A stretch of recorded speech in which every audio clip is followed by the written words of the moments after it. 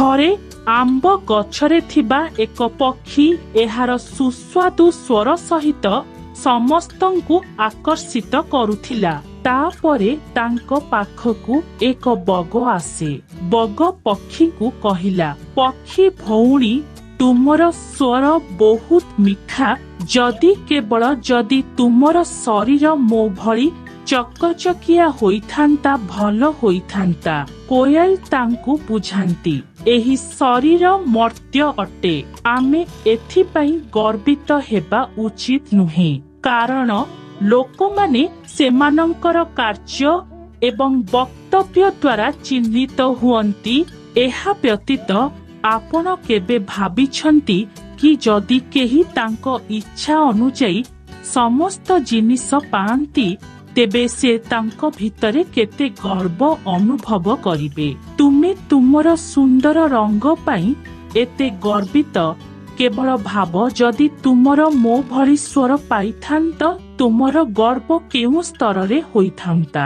ପକ୍ଷୀର କଥା ଶୁଣି ବଗ ମୁଣ୍ଡ ଲଜ୍ଜାରେ ନତମସ୍ତକ ହେଲା।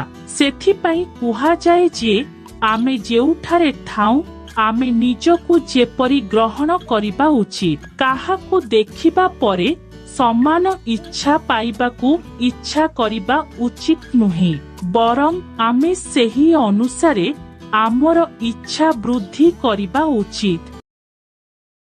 ଏକଦା ଜଙ୍ଗଲରେ ଏକ ମୟୂର ରହୁଥିଲା। ସେ ବହୁତ ସୁନ୍ଦର ଥିଲା ଏବଂ ଯେତେବେଳେ ବର୍ଷା ହୁଏ ସେ ନାଚିବା ଆରମ୍ଭ କରନ୍ତି।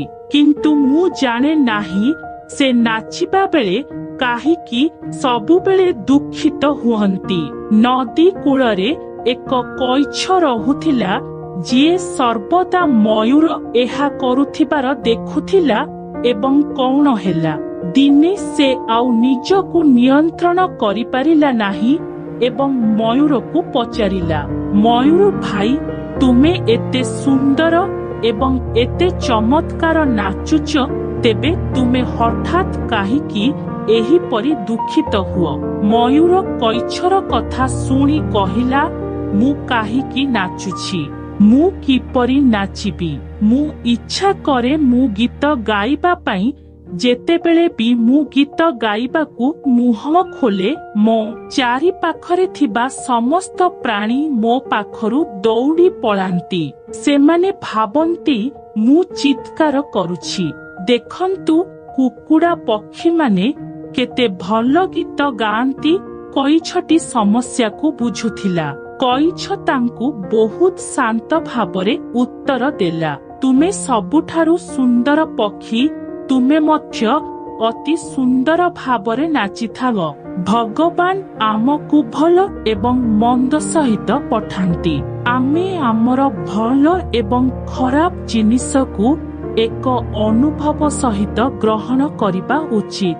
ଯଦି ସମସ୍ତଙ୍କର ସମସ୍ତ ଗୁଣ ଅଛି, ତେବେ ସମସ୍ତେ ସମାନ ହେବେ। ତାପରେ ତୁମେ ଆଉ ମୟୂର ହେବ ନାହିଁ ଏବଂ ମୁଁ ଆଉ କଇଁଛ ହେବି ନାହିଁ। କଇଁଛ କଣ କହିଲା, ମୟୂର ବୁଝି ପୁଣି ଖୁସିରେ ନାଚିବାକୁ ଲାଗିଲା।